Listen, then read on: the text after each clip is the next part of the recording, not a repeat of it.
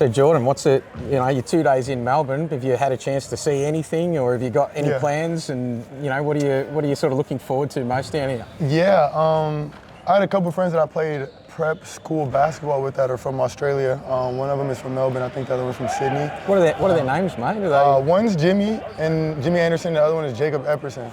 And then I knew a guy, Xavier Cooks, who plays here now. I was on the Wizards with him, but I just asked him for a couple recommendations. Yesterday was like a day to get used to the time zone.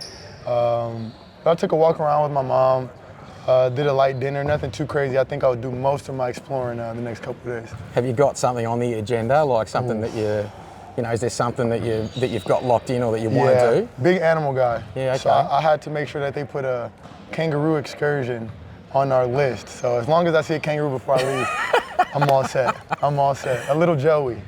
Now, you mentioned that you're an animal person and you've got a lot of cats, right? I've read, and you've volunteered at shelters. Where did the the love for cats come from? It's been like a lifelong thing. When I was really young, we adopted a cat. I think that was just like the start of it, man.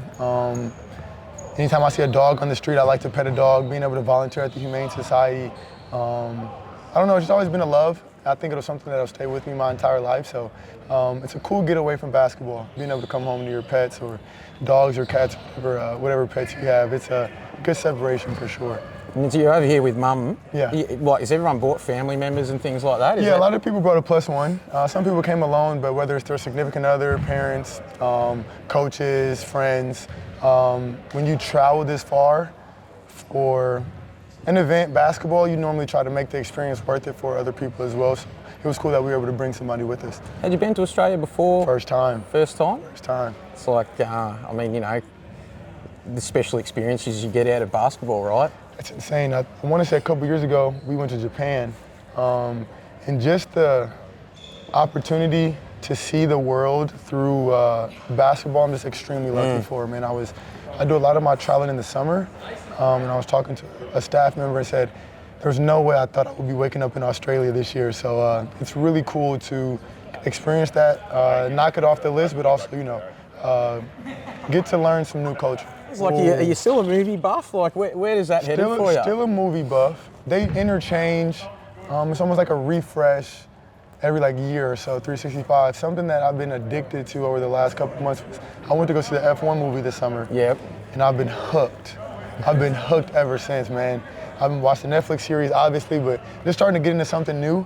I would say that the F1 took a pretty big jump this year for sure. So the F1 movie, did you like Formula One before that, or? The F1 movie was the start to everything. So I didn't watch the trailer. Went in the race, but were you into racing or anything? Yeah, right. Blind eye to all of it. Obviously, we have the NASCAR in America, but yeah, it's different. It's not the same. But kind of after experiencing what the movie was like, knowing what's fiction, what's not, and then also going to see the Netflix series and then actually tapping into the sport, I've been hooked, man. It's just it's really interesting, really intriguing for sure. So we've got a pretty awesome Aussie F1 racer, Oscar the Piastri. Australian one, yeah. And then Oscar, what do you know about him? Yeah, I know Oscar's having an amazing year this year.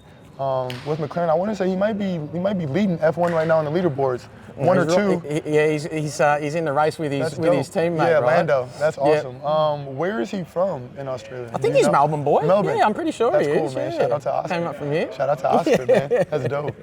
Now, what do you know about the NBL and the two teams you're going to play? Have you got a scout? Have they given you any film, like Melbourne United and South East Melbourne? Yeah, I'm a big basketball buff, so I just like to keep updated with all types of basketball, just kind of all over the world. And then I played with Alex Sarr last year. In Washington, and he's from the NBL. Obviously, kind of stayed in tune with LaMelo as he was going through his journey. I know we played Dyson's little brother coming up, and then I played with Xavier Cooks a little bit in training camp in Washington. So I've been keeping my eyes on the NBL, and they've been growing, and just kind of seeing the improvement, and also being able to be the first NBA team to come out here and play is something that's really special to be a part of. And I guess that's the special thing out here is no one in basketball ever imagined that we were going to have an NBA team come out here and play. So I guess we all think, hey, how special this is, but it's kind of cool that you think that as well. It's like, hey, it's making history, right? For sure, traveling the world, and we all have the same love of the game. it's just so special. It's one of those experiences that you can't take for granted. And like I said, being able to see a part of the world and just play against other players that you're not accustomed to playing up, who have different backgrounds, different cultures, but all have the same love is something that's really cool. A lot of Aussie basketballers over in the NBA. I think there's 16 or 17 this year. Yeah. Can you tell an Aussie basketball, or what are your impressions of like how Aussies play ball? Yeah, so in the summertime, I work out in California at St. Mary's, where Deladova went to school. Yeah. So I've seen him a couple times, and I've played with him a couple times, and it's just the way that they play. They play so hard, and they play the game the right way.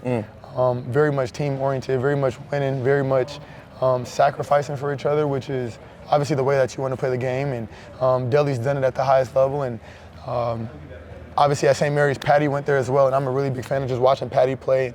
Did a lot of studying of him when I was earlier in my career. So big fan, man. Big fan of just the guys that Australia has been producing, and seeing them play at the highest level and seeing them compete in the Olympics and in the FIBA and what's his guy? What is his name? Matisse also. Yeah. So, I mean, I know a lot of Aussie basketball players, man, and it's really good to see you guys just kind of just growing over the last, 10, 15 years. You mentioned Dyson. You're going to play his little brother Dash. Do you know about him? He's 17 years old already, getting minutes as a pro. Like I don't think anyone outside of Melbourne United could have imagined that, hey, this guy's actually going to be a contributor on a team at 17 years old. Yeah, that's dope just because he has the right experience coming from his brother, who had a tremendous year this year and is playing some really high-level basketball and has somebody to look up to, and being able to get to the NBA. And I was, reading some stuff, just staying in tune with the guys that we play in the team that we play, and it's exciting. He's a competitor, and he's excited for the challenge to play against some NBA guys, especially because that's where he wants to be. And it'll be fun to go against him and Dyson's little brother. I want to see how good of a defender he is. Your basketball journey's been pretty incredible, right? You go from Warriors, a championship team, you go to a rebuilding team in Washington, and now you're at a team that's kind of on the bubble, right? It's like you're kind of looking at it all. All 3 levels. What did you? I guess it would have been like you would have learned a lot at Golden State, and then you go to Washington, and it's like, okay, it's obviously a slog, like not winning games, right? For any basketballer. Tough. Having experienced that, what do you bring to New Orleans now? Well, in both situations, you do a lot of learning. A lot was winning, a lot was trying to find a way to bring value to basketball. And then going to DC was a completely different scenario, a little bit more challenging. You also learned a lot that you wouldn't have been able to learn, how to communicate with a lot of younger guys, how to be a leader, how to go through the up and downs of a rebuilding team and a rebuilding organization, and being able just to learn things that I don't think I would have learned in Golden State has prepared me for the situation now.